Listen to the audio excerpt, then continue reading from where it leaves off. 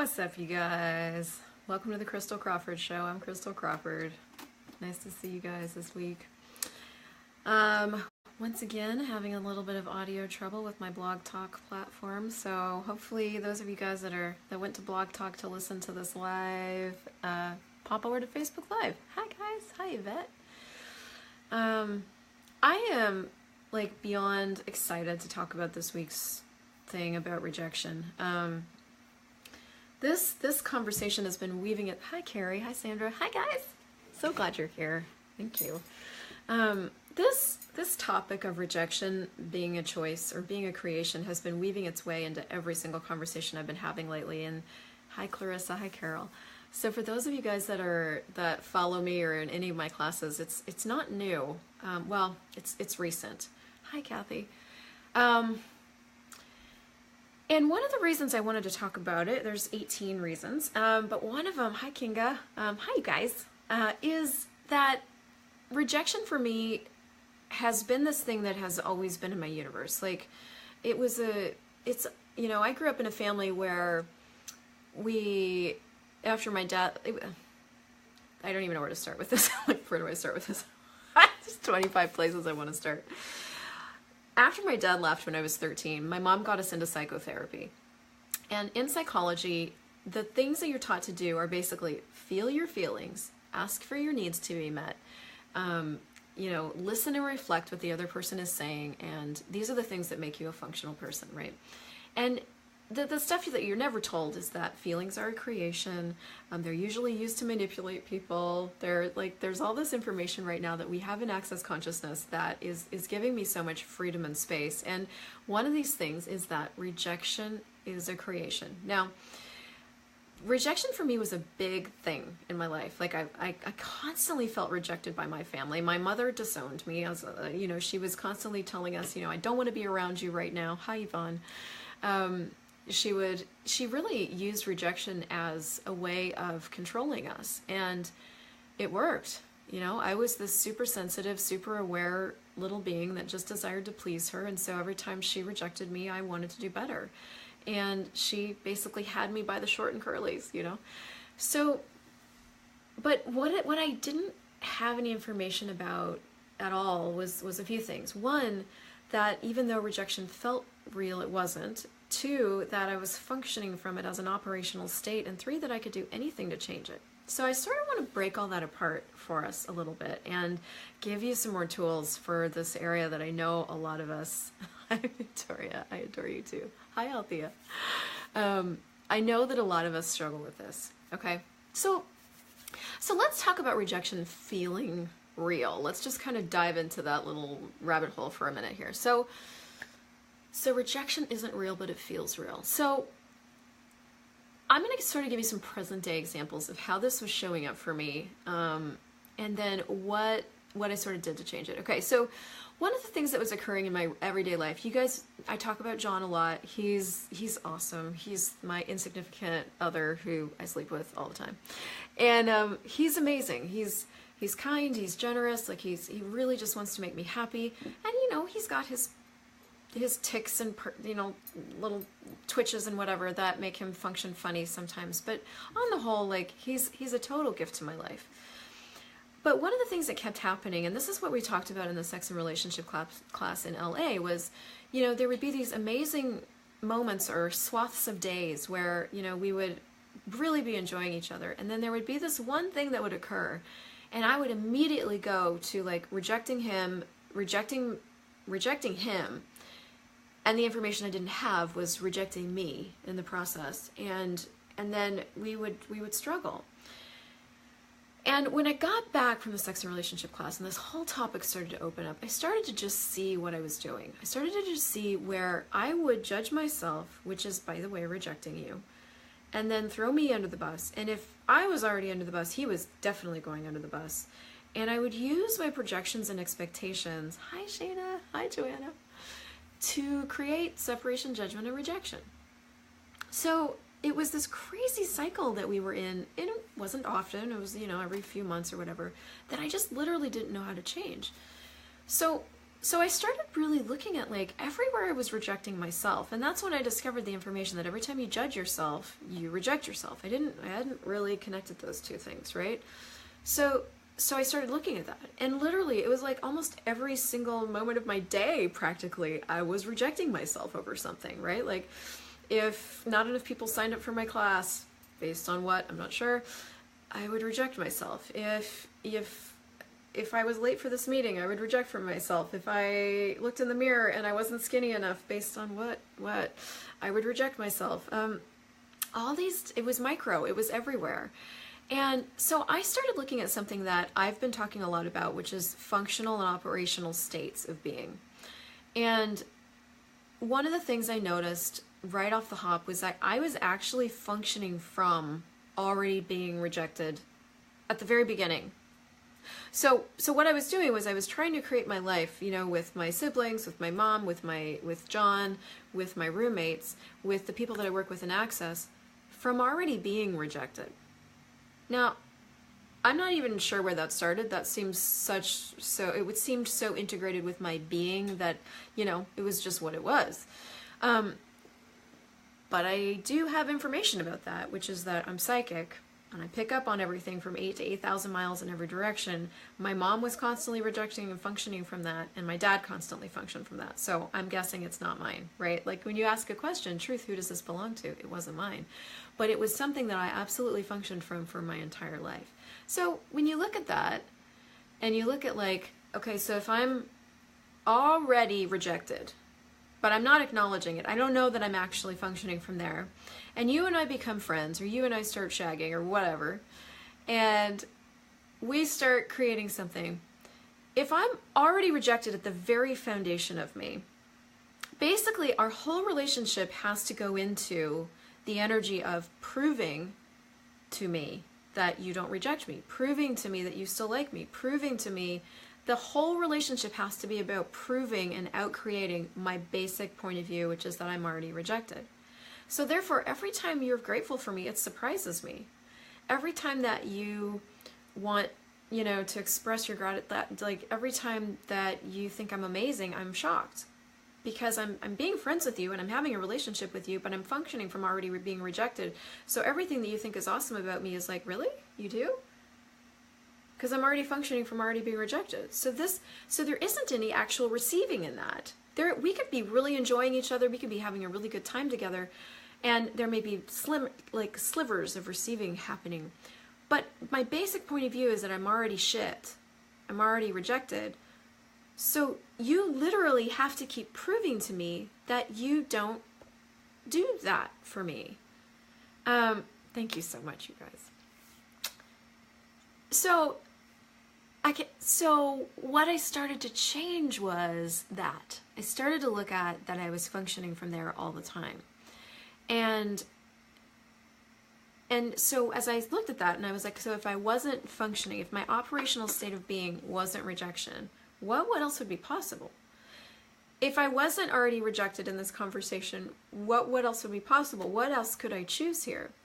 And the thing I want to point out is that if you are in a life where it seems like you get rejected a lot, or this rejection thing comes up a lot, or you feel rejected a lot, what you want to start to look at to really change it for yourself is this my functional state of being? And if you get a yes, go, okay, so everything that is, I'm just going to let that go, destroy it and create it. And then go, okay, so what other functional state of being could I choose? So if I were instead functioning from all of life comes to me with ease and joy and glory, would that change like everything in my life? Yes, absolutely, 100%. And changing a functional state of being isn't as simple as just like, I'm just going to function from all of life comes to me with ease and glory, joy and glory now, and then all of a sudden all your choices line up. What it is it's a choice that goes, okay, this is changing. Like if I wasn't rejected, what would I choose? If I wasn't already, before I even began rejected, what would I choose? What would I be aware of? If I wasn't already rejected, what else would be possible, right? And you start integrating that into your everyday choices and into your every 10 seconds. That's how that starts to show up, is in every choice, because you're so used to making choices from already being rejected that you don't know what it's like to not being rejected, because you've inundated yourself with the choices and the proof of already being rejected for so long. So it starts to unravel you. So you start building a new muscle of like, okay, so that's that thing of starting to build a new muscle. Now, let's use money as an example. Okay, so let's use like, if you're functioning from the place that you are already rejected, you are rejectable material, and you've got all the reasons and the justifications and the story to back that up. You're rejectable, you're fucked, you know, you don't even know why, you've just been fucked your whole life, so you must be, right? But none of this is conscious, that's just where you're functioning from. Let's look at that in regards to money. So, if money isn't actually cash, it's an energy, and it shows up in 1,800 different ways, and it's everywhere. There's an infinite supply of money in the world. There is actually, according to economists, an infinite supply of money in the world, by the way. If you're already rejected, and you don't deserve that according to you because you're already rejected, you're already shit, you've already been discarded by you, can you have money in your life? Can you actually receive and ask and have and go looking for the infinite supplies of money that you know must be possible while you're being this other thing? You can't. It's like you just can't, because you're already being this other thing. You're already being a pile of shit over here because you're, you know, people don't reject things that they care about, they value, right? People reject piles of shit. This is the logic, right? And you've already done that yourself. So you're already being pile of shit over here, right? And money is all about being and receiving. So can you actually change the money in your reality if this is your functional state of being? No. And so let's look at, God, where else? In your business. If you are already rejected, like if you're already trying to out-create and out-prove your functional state of being, that you're already rejected, you're already a pile of shit, you're already, hi Eva, can you actually receive people in your classes? No, because that doesn't actually match your point of view. Now, here and there's going to be people that trickle in, right? You're going to get trickles of stuff because there's slivers in your rejection pattern, right? Like it's not a totally all rejection all the time. It's just basically your functional state of being. We have multiples of these, by the way, functional states of being. So this is just one major one. But can you actually receive people in your classes? No, because you've already rejected yourself. Why would they show up if you're already, like, you've already decided you're not worth anything. You're not because of this and because of that, right? Like, why would they show up? So, and here's the kicker, is like projection and expectation create separation, judgment, and rejection. Hi, Patty. So projection and expectation of you create the separation from you, the rejection from you, and the judgment of you. So this is, I'm giving you like this big container of information that I know is totally nonlinear and like all over the map, because there's so much to this. And one of the things we do with this is we get so good at projecting and expecting of ourselves that the separation and judging and rejecting ourselves is just normal. Like that's just what it is.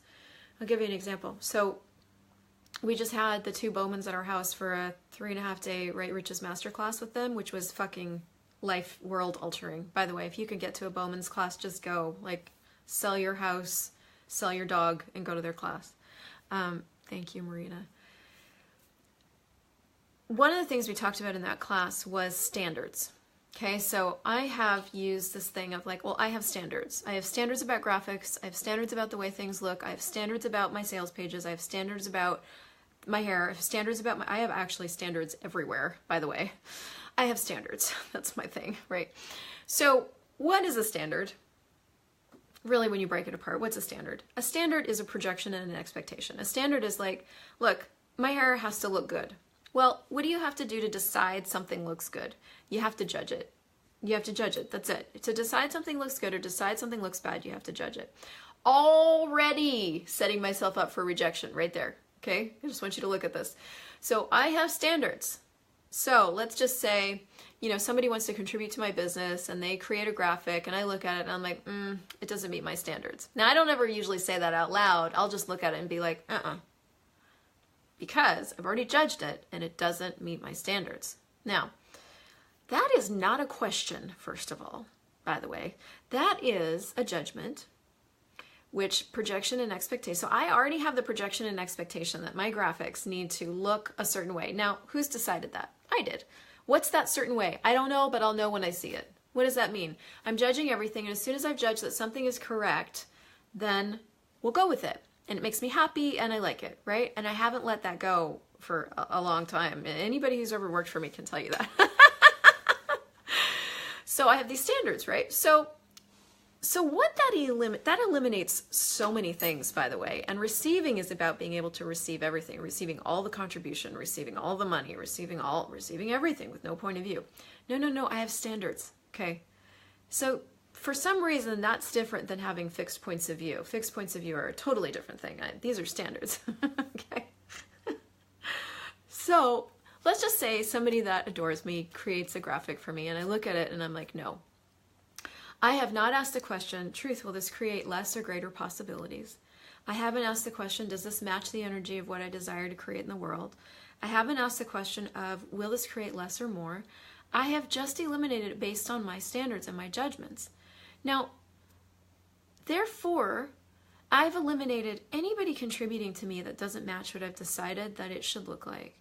And I've eliminated the possibilities that could show up with that in their world, in my world, in the world, that I've decided that graphic won't create this end result. So therefore, I can't receive any of it. And I'm shutting down every single possibility that could be created by just saying yes, because I have standards. So standards are created to actually set you up to reject yourself. Now, in the process, you reject other people too. But here's the kicker, is you can't judge and reject other people if you're not judging and rejecting you. You can't do it. If you have no separation from you, if you have total allowance of you, if you have absolutely no standards and you're just functioning from question and choice and possibility and contribution, you can't judge and reject other people. I have an amazing roommate named Torsten, and we were all out to dinner last night, and we played with this one question of like, one of the questions we got from the class, which is like, what do you see in me that I don't even see in myself? What do I be so easily that you see that I don't see that you could tell me about? And so we were playing this game with each other at the table. And I got to Torsten, and he's awesome. He's one of my roommates. He's one of my friends.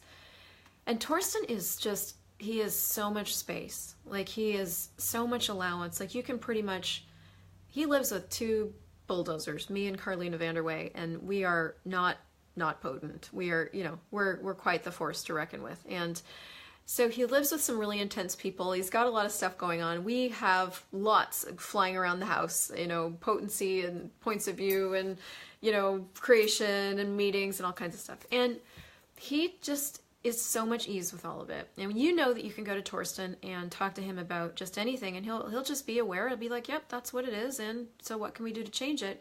There's no judgment and no rejection in his world. Because in this particular area of his life around people, like, he doesn't judge and reject himself. He just bees. So he can't judge and reject us for being drama queens, or, I'm the drama queen. Carlina's the conclusionist, if we were going to label ourselves, right? He can't judge and reject us because he doesn't judge and reject himself in the mix. He just bees. And so his presence then is a massive contribution to us, because we are more likely to go to drama and trauma or conclusion than he is in this particular area. Now, he's got other areas of his life where he doesn't function with as much ease, but that's one. So he doesn't project and expect of himself in the household dynamic. He just bees in the household dynamic. Whereas we are more likely to project and expect of ourselves, leading to separation, judgment, and rejection of ourselves, which is going to lead to the separation, judgment, and rejection of each other.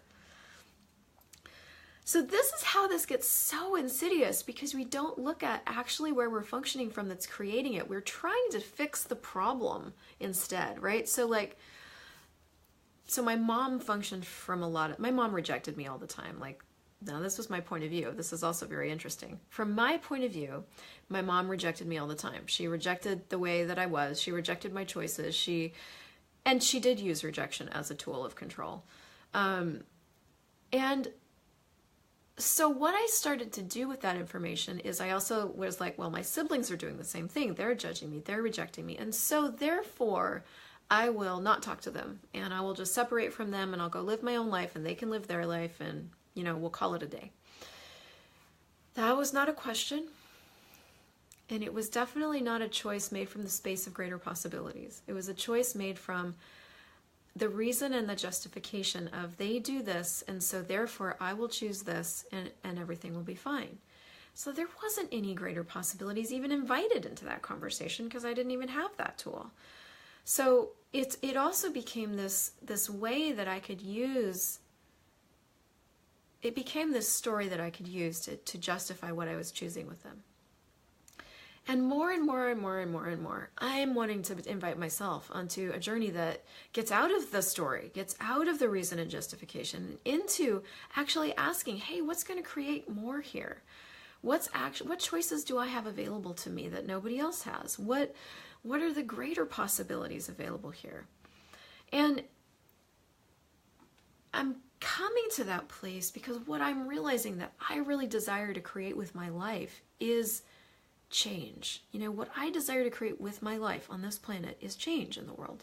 If I have touched your life in some way, if I have come into your world in some way with one of my videos or one of my classes or a lunch or a contact with me, and you have changed in some way, I have created a different possibility in the world. That is what I desire to do with my life. And functioning from already being rejected was not contributing to that.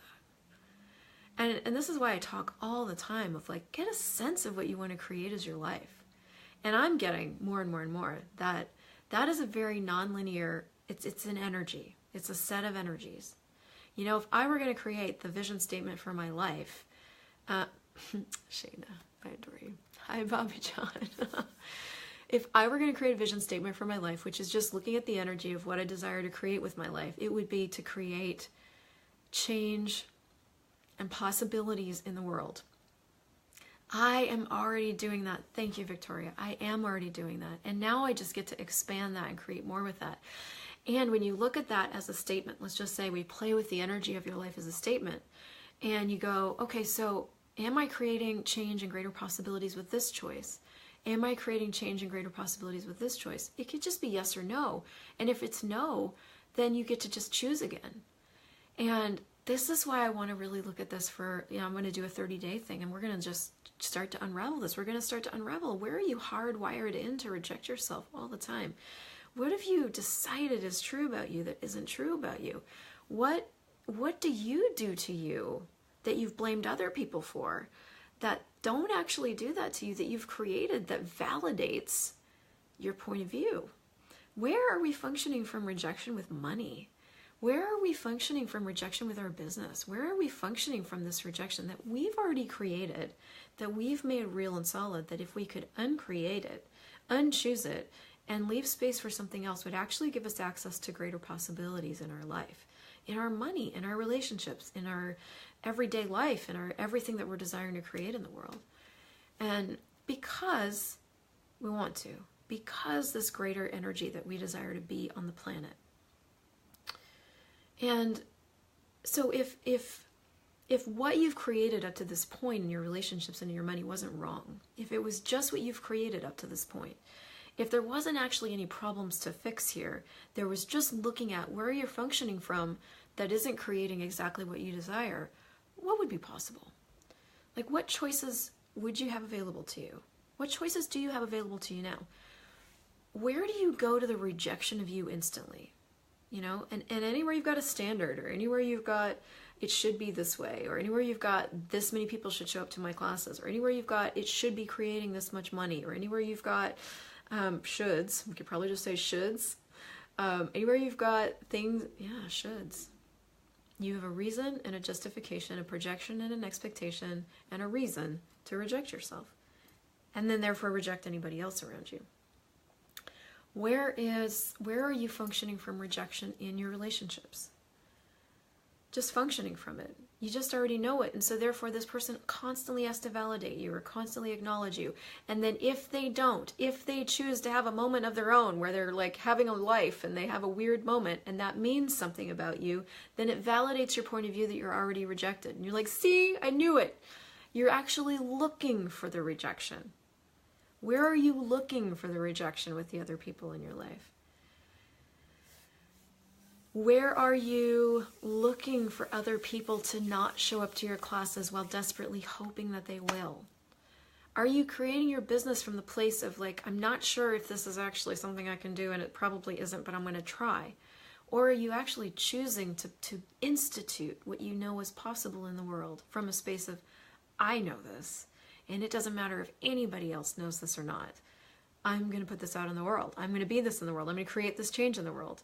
Or are you functioning from a different place that's like, oh my God, I hope somebody chooses me? What's the underlying point of view of that? Of course they won't. They probably won't. They never will. I never get chosen, right? There's all these underlying fixed points of view underneath that are creating what's showing up in your life. So anyway, there's so much of this topic that I'm going to do 30 days on it, and you're totally invited. And I'm going to add my piano and the pulling and the energetics journey that we go on with that, so that we can really start to get a sense of something different. And what I'd love to leave you with today, whether you come on that or not, is really just looking at your life, looking at, hey, what's my functional state of being? Am I functioning from knowing and being and receiving? Or am I functioning from like, I've already projected and expected of myself so many different things that I'm completely and utterly rejected? And if that's true, what other choices do I have that I've never considered? If rejection is a choice and you're choosing it, you don't have to make yourself wrong. You can just go, wow, I'm choosing rejection again. I'm choosing to feel rejected again.